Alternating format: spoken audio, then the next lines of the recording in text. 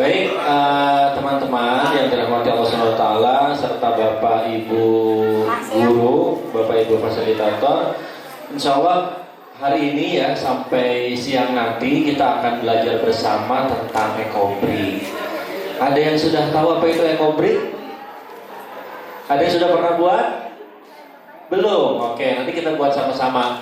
Nah, tapi sebelum kita nanti belajar tentang ekobrik, izinkan saya nanti untuk menyampaikan sedikit materi dulu supaya nanti kita semua paham apa itu ekobrik, mengapa harus buat ekobrik, cara buatnya bagaimana, sampai nanti cara pemanfaatannya. Nah, ini judulnya plastik, biosfer, dan ekobrik. Memang materi ini nanti akan yang harus jauh lebih memahami adalah Bapak Ibu Fasil atau Bapak Ibu guru. Jadi harapannya yang memang bergabung mohon bergabung full ya dari sesi materi sampai nanti praktek di siang hari. Ini plastik, biosfer, dan ekobrik. Oke, sebentar. Teman-teman ada yang mau membacakan tulisan di depan? Oh, silakan. Silakan. Boleh pakai mic. Nah, boleh bantu dibacakan. Silakan. Woi, sono. Ya, di sini boleh. Nah, silakan dibacakan. Ada. Ketika plastik dibuang, dibakar, atau ditimbun, mereka meracuni bumi, udara, dan air. Ketika kita menyimpan, memilah, dan mengepak dalam botol, kita bisa membuat ekobrik yang bisa digunakan berulang bersama kita. Digunakan berulang bersama kita, bisa membangun kawasan hijau yang akan menyuburkan masyarakat dan mengamankan plastik dari biosfer.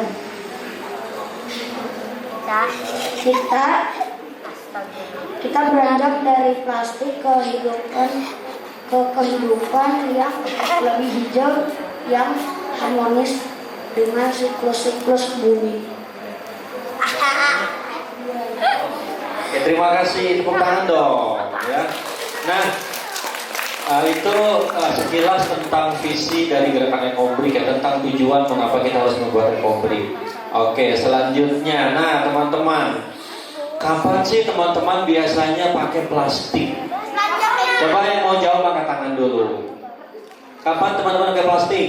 Buat beli belanjaan sayur. Buat beli belanjaan sayur, wah rajin banget, sering bantu ibunya ya. Pas lagi di toko.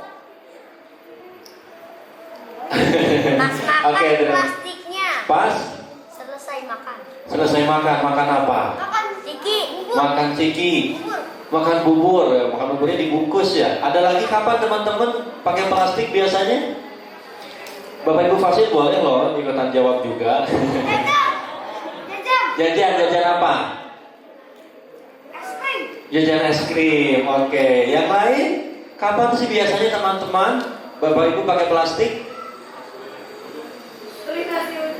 Beli nasi uduk, ya beli nasi uduknya dibungkus pakai plastik, kemudian nasinya dibungkus pakai plastik dan kertas yang disebut dengan kertas nasi ya. Oke, selanjutnya, kenapa sih teman-teman memilih menggunakan plastik? Apa alasannya? Karena nggak ada lagi. Nggak ada lagi. Mudah. Oke, mudah ya, jadi fleksibel, gampang, mudah. Yang lain ada lagi kenapa sih pakai plastik? Kenapa? Alasannya? Bingung. Butuh. Karena sering Apa? diproduksi. Iya, karena sering diproduksi. Cakep banget jawabannya ya, karena banyak sekali plastik yang ada di mana-mana, ada di sekitar kita. Oke, selanjutnya. Ada yang tahu nggak sih teman-teman, kan dari tadi kita ngomongin plastik, ternyata plastik ada di mana-mana. Kita dari bangun tidur sampai tidur lagi berinteraksi dengan plastik, pakai plastik ya. Coba teman-teman kalau bangun tidur biasanya ngapain? Bangun tidur? Mandi. Oke, mandi. Kalau mandi biasanya ngapain? Ambil sabun, sabunnya dikemas pakai plastik. Gosok gigi, gagang sikat gigi terbuat dari plastik. Pasta giginya dikemas menggunakan plastik. Terus teman-teman sarapan, ada yang sarapan nasi uduk, nasi uduknya beli di luar dibungkus. Oh enggak, aku mah sarapannya roti gitu ya. Rotinya dikemas pakai plastik. Terus itu mandi dan lupa belum nyisir. Sisirannya terbuat dari plastik. Pakai baju, kancing bajunya terbuat dari plastik. Jadi ternyata sehari-hari kita berinteraksi dengan plastik. Nah, karena udah saking dekatnya kita dengan plastik, sebetulnya kita ini udah tahu belum sih? Menurut teman-teman plastik itu apa sih? Atau dari mana sih plastik itu berasal? Ada yang tahu? Coba siapa yang mau jawab? Dari pabrik. Oke, yang lain ada yang mau menjawab dari mana sih plastik itu atau apa sih plastik itu? Sepengetahuan teman-teman. Bapak Ibu gurunya juga boleh bantu jawab loh. Karbon. Wah, ini kayaknya guru kimia ya. Guru IPA. Oke, kita lihat sama-sama ya teman-teman. Jadi sebetulnya apa sih plastik itu? Nah, ini tadi apa nih? Dipanggilnya Om ya. Om mau cerita nih ya. Jadi plastik yang tadi sehari-hari kita gunakan ternyata dibuat sejak ratusan juta tahun yang lalu. Ya, dulu di zaman purba, di zaman dinosaurus banyak makhluk hidup. Kemudian makhluk tersebut mati. Mati lama-lama tertimbun di perut bumi.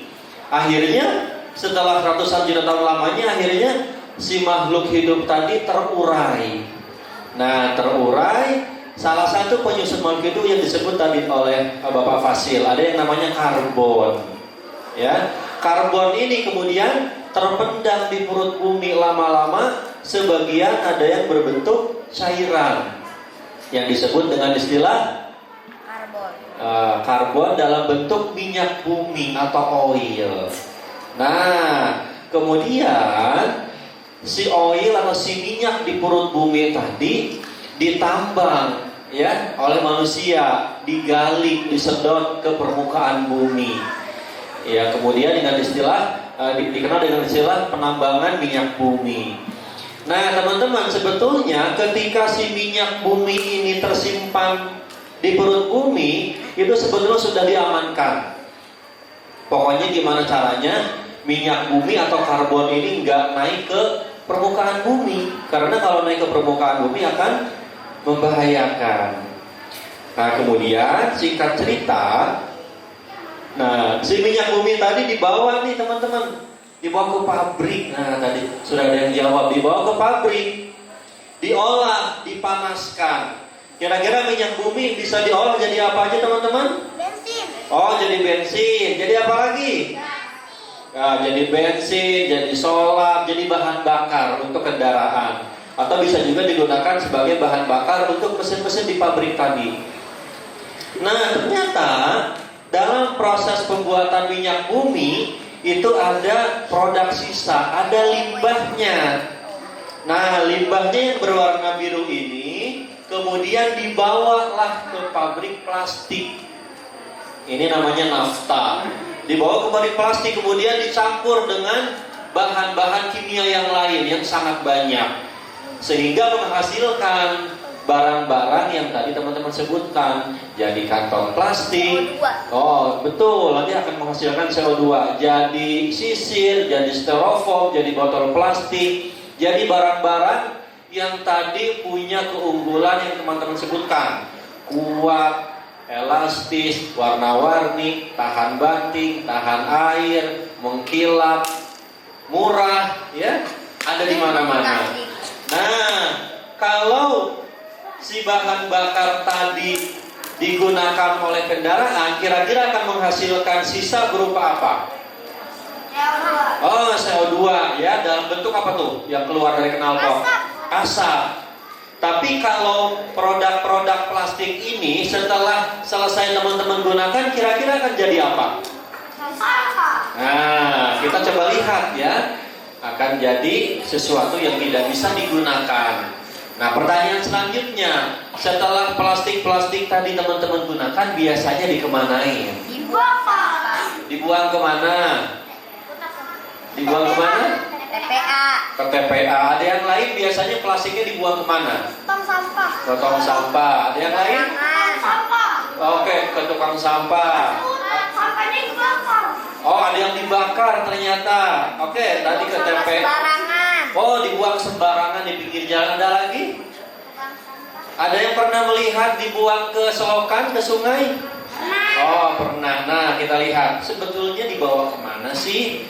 Nah, ini teman-teman, biasanya plastik-plastik tadi setelah selesai digunakan, setelah selesai dikonsumsi, setelah selesai dipakai, biasanya yang pertama dengan cara dibakar. Ya, dibakar, terutama di daerah-daerah yang masih luas lahannya itu dibakar ketika kering. Nah, yang kedua, masuk ke daratan, dilempar sembarangan di pinggir jalan yang sepi ya, yang nggak ada penghuninya. Nanti sebagian diangkut, tadi betul, dibawa kemana? Ke TPA. Ada yang tahu TPA-nya orang Jakarta di mana? Cipayung. Di mana Jakarta? Depok. Nah, kalau Depok di Cipayung, betul. Kalau Jakarta, Bantar Gebang, yaitu TPA, salah satu TPA terbesar di Asia itu ya. Kemudian sebagian lain masuk ke perairan. Teman-teman mungkin pernah lihat ya, entah di YouTube, entah lihat langsung orang yang buang plastik mungkin ke selokan, ke sungai, dan lama-lama akan bermuara di laut. Pertanyaan Om nih, kalau udah masuk ke 3 jalur ini, kira-kira sudah selesai belum plastiknya? Sudah. Belum. Nah, di sini kita lihat ada simbol apa ini? Daur ulang. Simbol apa? Daur ulang. Nah, menurut teman-teman, misal nih ada botol plastik. Boleh Bapak Ibu Fasil, saya minta 1 botol plastik dan 1 lembar kresek kalau ada ya. Teman-teman, kalau yang teman-teman ketahui, kalau plastik dibawa ke industri daur ulang, kira-kira akan jadi apa sih? Botol. Akan jadi apa sih? Akan diapain sih biasanya? Oke, makasih. Nih misal nih, Om punya botol plastik, kemudian teman-teman biasanya bawa ke tukang rongsok gitu ya, dijual ke tukang rongsok, nanti sama tukang rongsok dibawa ke pabrik. Kira-kira di pabrik diapain botolnya? Daur ulang. Didaur ulangnya diapain? Ada yang tahu? Dibuat recovery. Dibuat recovery. Oke. Kira-kira pertanyaan Om nih, kalau ini Om bawa ini ke pabrik, kemudian diolah, akan jadi botol yang sama nggak? Iya. Akan jadi botol yang kayak gini lagi nggak? Tidak. Enggak. Oke, benar. Nah, kita lihat sebetulnya ketika teman-teman atau kita membawa plastik ke industri daur ulang nih, dibawa ya. Misalkan nih Om bawa botol nih, sama ya botolnya ya. Tuh, sama ya. Nah, kemudian diolah, maka dipastikan tidak akan menjadi botol yang sama, tapi jadi barang yang lebih jelek kualitasnya, lebih murah harganya, dan yang paling parah semakin sulit untuk didaur ulang kembali. Misal ini daur ulang, paling akan jadi ember yang warna hitam ya. Nah, sehingga proses ini tidak disebut dengan istilah apa daur ulang bahasa Inggrisnya? Recycle, tapi tidak recycle sebetulnya. Kalau kami menyebutnya downcycle, karena dia hanya bisa didaur ulang sekali, 2 kali, setelahnya ya nggak bisa didaur ulang, dan tetap akan berakhir di lingkungan tadi. Ya, jadi daur ulang tidak menjadi solusi yang baik. Oke, terima kasih. Selanjutnya, Om, jadi daur ulang yang baik atau recycle yang baik itu seperti apa? Nah, sebetulnya alam ini sudah memberikan contoh. Teman-teman pernah lihat pohon? Ya, pernah lihat pohon yang berbuah? Oke, pernah. Misalkan kalau pohonnya ini banyak daunnya rontok jatuh ke tanah, kira-kira daunnya akan jadi apa kalau dibiarkan terus-menerus? Kering. Akan kering, kemudian ya akan jadi pupuk, akan terurai, diserap kembali oleh pohon tersebut. Bahkan ketika pohonnya mati, lapuk, si pohonnya akan hancur dan akan menjadi pupuk, akan menyuburkan tanah di sekitar pohon itu. Itu namanya daur ulang yang sempurna. Tapi kalau daur ulang plastik ya tidak sempurna. Namanya daur ulang plastik pasti memerlukan apa? memerlukan mesin, memerlukan tenaga, memerlukan keahlian. Oke, selanjutnya. Jadi mau dibuang kemanapun pasti akan meracuni, pasti akan berakhir di biosfer. Oke teman-teman, saya akan masuk langsung ke gambar ini. Teman-teman, kelihatan gambar di depan? Kelihatan. Coba teman-teman sebutkan benda apa yang berhasil teman-teman temukan pada gambar di depan? Benang plastik ya. Apalagi? Tulang. Oke, ada tulang-tulang. Lihat apa lagi? Bulu. Apalagi? Gelas. Mana gelas? Gelas plastik, potongan plastik. Apalagi? Ada potongan pipa, serpihan plastik dan lain-lain. Plastik ya, ini kebanyakan plastik atau potongan plastik. Nah kita lihat ini sebetulnya gambar apa sih? Nah, kelihatan gambarnya? Kelihatan. Foto apa ini kira-kira? Ya, jadi Om mau cerita ini sebetulnya adalah bangkai dari burung albatros. Jadi teman-teman bisa cek ya, bisa cari informasi lebih jauh tentang burung albatros. Burung albatros ini burung yang hidup di tengah-tengah Samudra Pasifik. Ada namanya, ada atol itu pulau kecil yang melingkar, yang di sana tidak ada manusia yang tinggal atau menetap.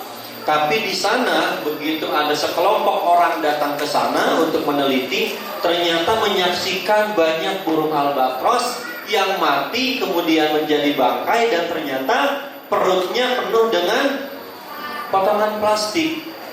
Padahal di sana nggak ada manusia. Lalu dari mana plastik ini kok bisa tiba di pulau tempat burung-burung tadi hidup? Ya betul. Kalau tadi kita melihat kemana plastik pergi, salah satunya masuk ke laut. Nah kita nggak pernah tahu nih teman-teman, betul. Terbawa oleh ombak, lama-lama sekian tahun lamanya terdampar di pulau tempat tinggal burung tadi. Nah kita nggak pernah tahu nih, oh ini jangan-jangan benang plastik bekas saya 10 tahun yang lalu. Oh jangan-jangan ini tutup botol bekas saya 5 tahun yang lalu. Jadi artinya apa? Kita tidak pernah bisa memastikan kemana nih tutup botol bekas kita minum ini akan berakhir. Jangan-jangan berakhir di perut burung dan menyebabkan burung itu mati. Ya, bahwa setiap yang kita buang ke lingkungan itu akan berakibat pada makhluk-makhluk di luar sana tanpa kita sadari. Kalau ini kira-kira gambar apa?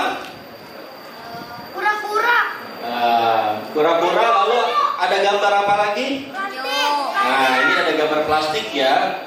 Betul, ini gambar penyu.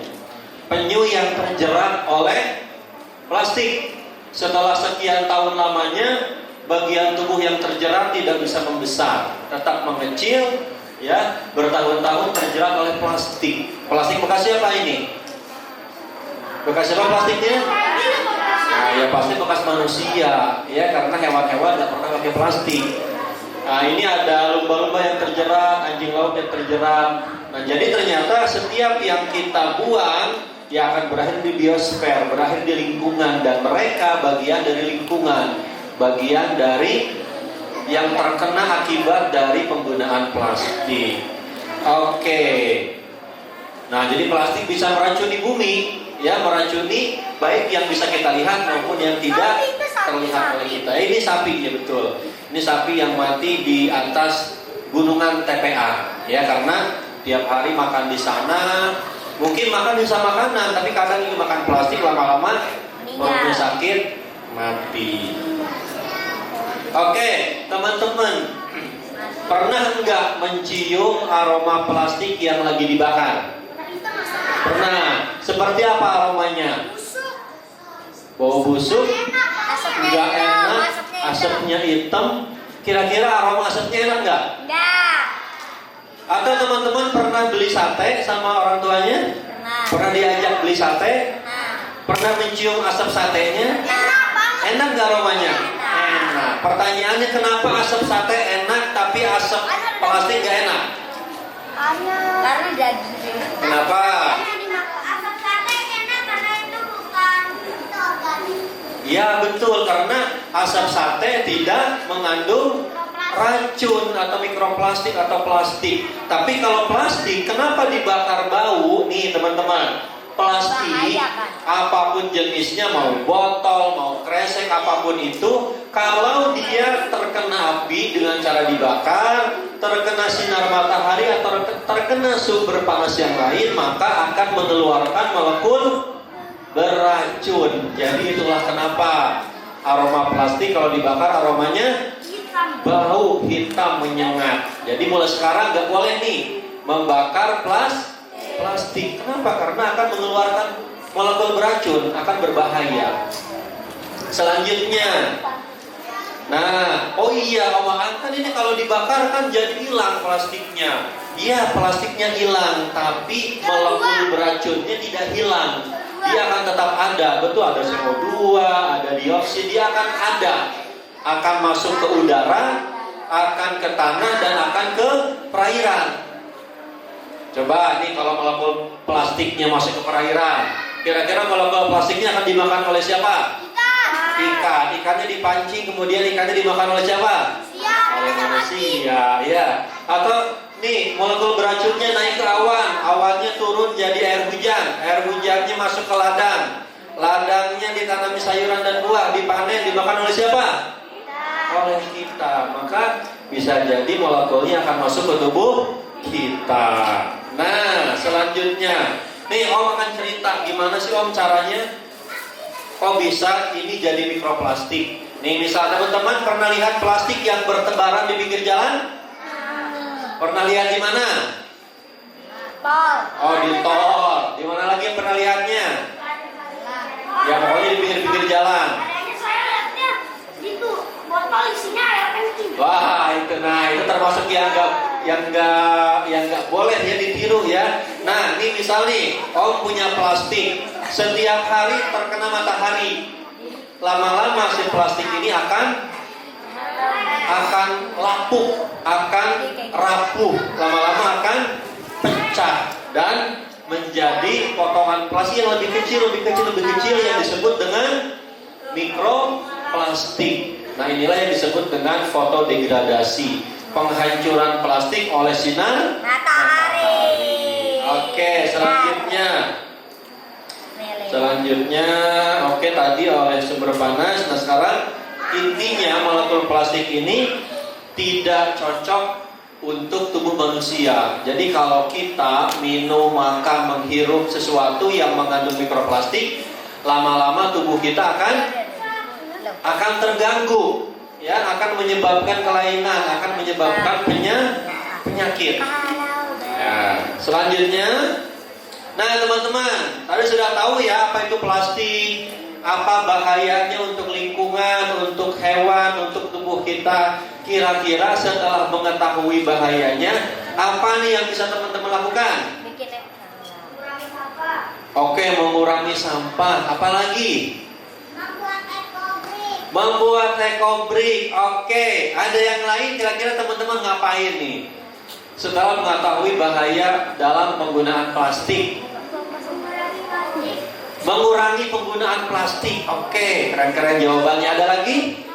Coba nih teman-teman yang bawa tumbler mana? Diangkat tumblernya nih, Om bawa juga nih. Oke, bawa tumbler mana? Nah, ini contoh juga ya untuk mengurangi penggunaan plastik sekali pakai. Karena kalau nggak pakai ini, teman-teman minumnya gimana? Biasanya kalau di jalan harus beli yang menggunakan botol sekali pakai. Apalagi kira-kira yang bisa dilakukan? Ada contoh lain? Ada yang bisa memberikan contoh lain?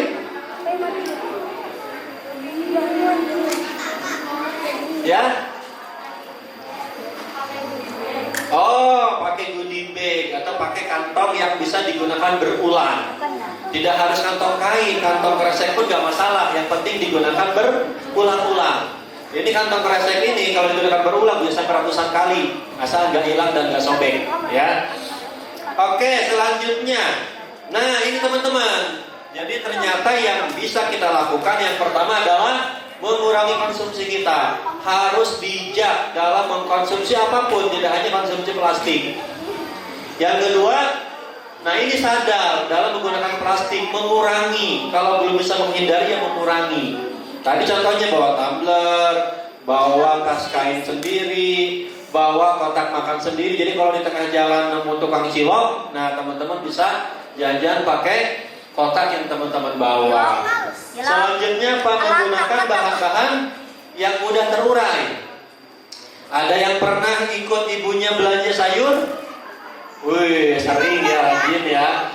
Ada yang pernah ikut ibunya pas beli sayur, beli tempe?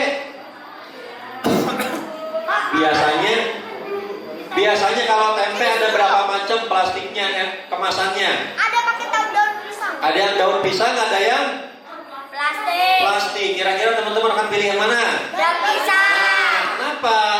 Karena daun pisang Menyabut. ya bisa terurai ya secara alami. Baru terakhir tadi yang tiga boleh siapa?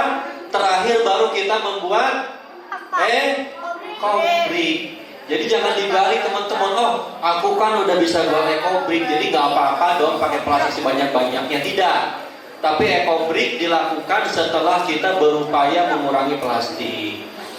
Ini yang disebut dengan istilah transisi plastik.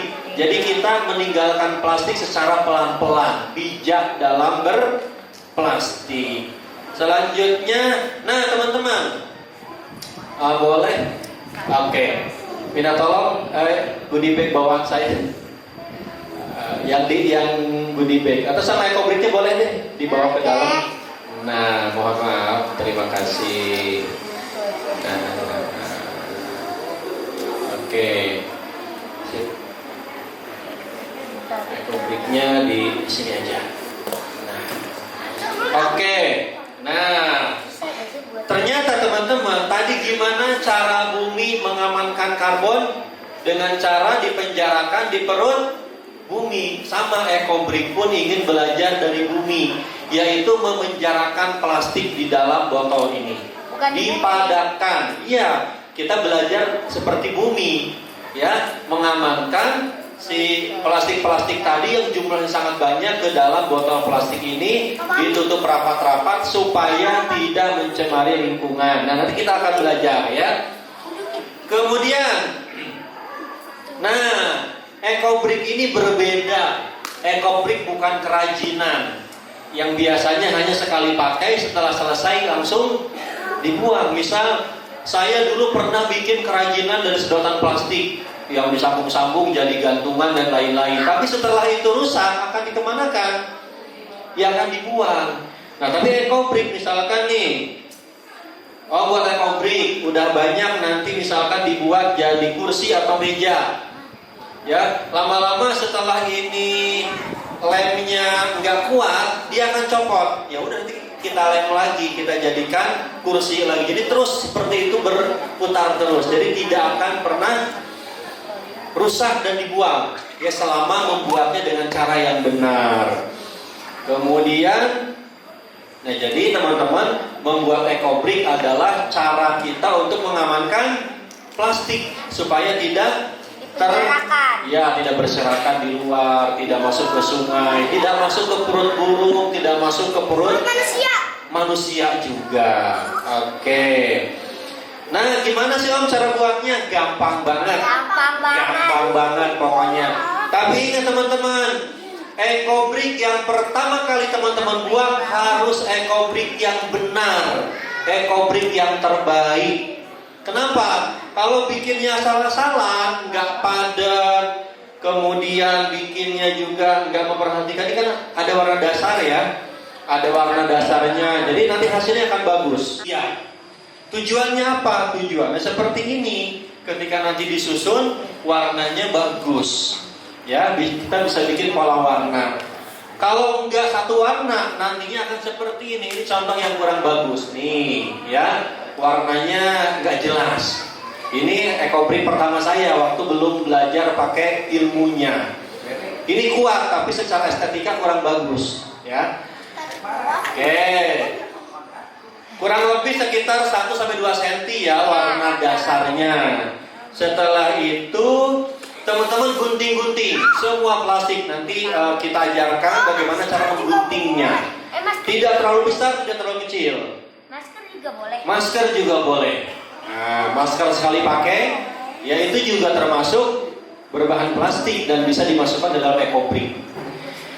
Nah, kemudian alat yang selanjutnya kita perlu stik bambu seperti ini. Nah iya, itu beli ya? Ya. Itu beli. Stik bambu atau kayu boleh beli, boleh bikin sendiri. Ya, ini punya Om ini ya. Nah, tujuannya apa ini? Untuk memadatkan.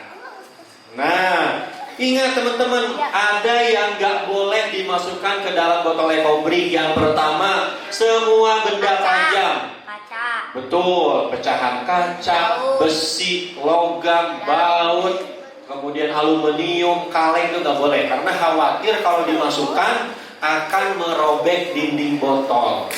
Habis itu Iya, bisa rusak. Yang kedua adalah limbah infeksius. Jarum suntik, bekas obat-obatan, bekas baygon misalnya, termasuk masker bekas penderita COVID.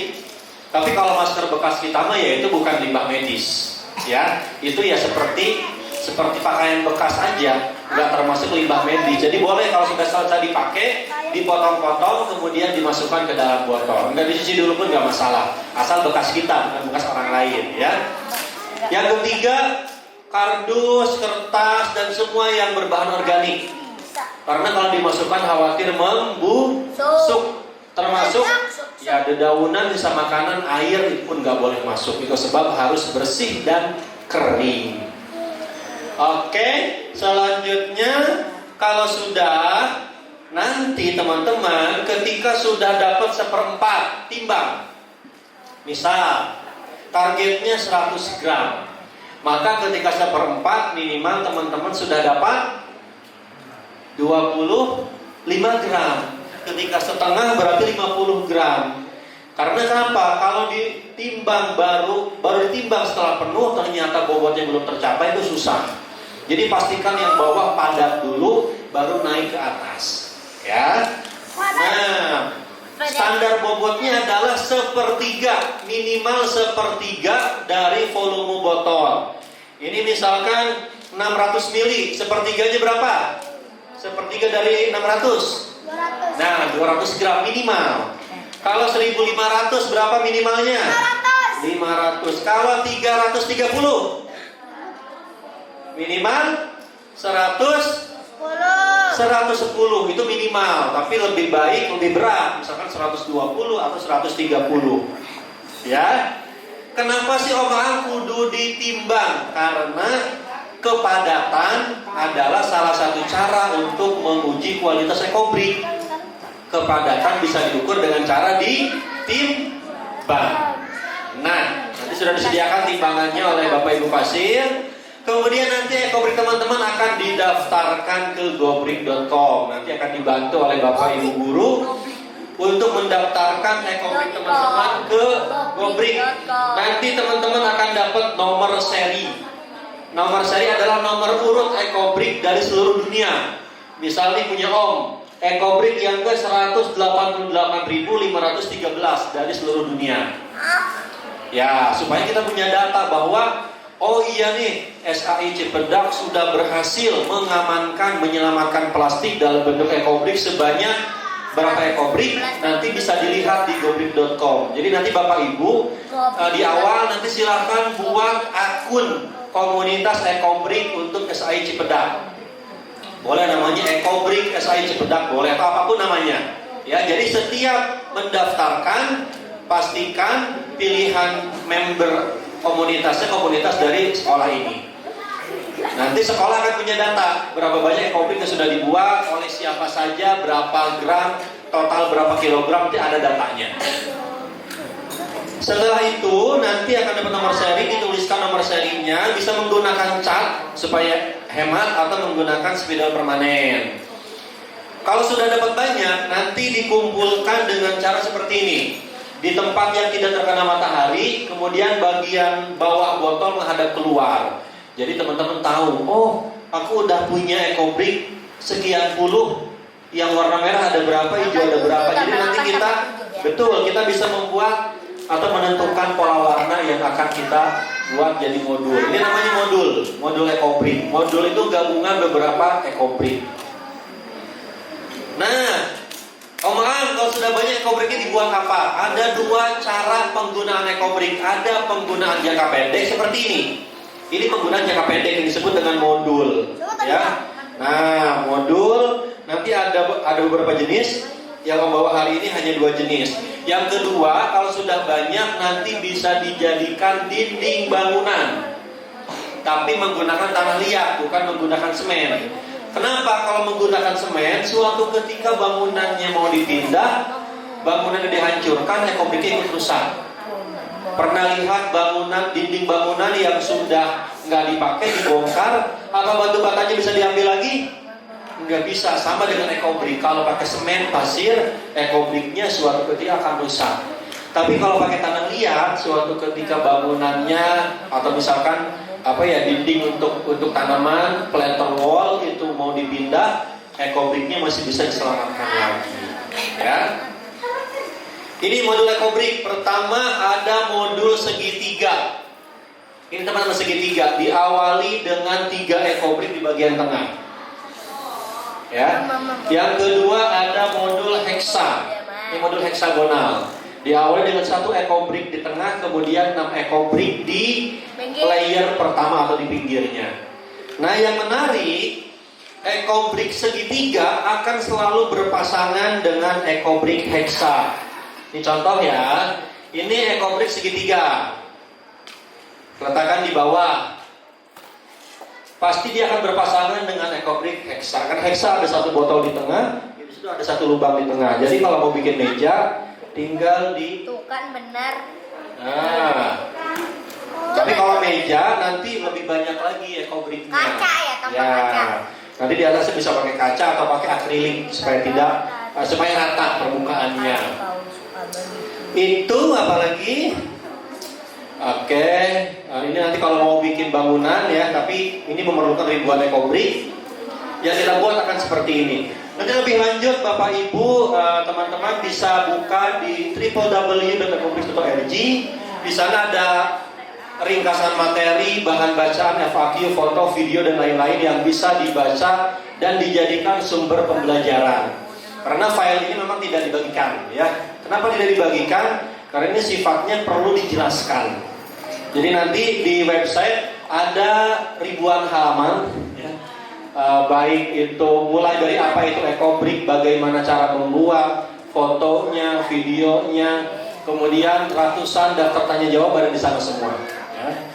Boleh di-download, boleh dikutip, silahkan untuk misalkan mau nyusun media pembelajaran. Baik, terima kasih teman-teman, Bapak Ibu, itu yang bisa disampaikan. Sebelum kita praktek buat ekobrik, ada yang mau ditanyakan? Tidak. Sudah siap buat ekobrik? Sudah. Oke. Baik, kita langsung praktek. Tapi sebelum itu, kita akan praktek di sana? Oke. Baik, kita menuju ke sana. Nanti Om akan menjelaskan alat dan bahan apa saja, cara buatnya bagaimana, dan seterusnya. Terima kasih. Assalamualaikum warahmatullahi wabarakatuh.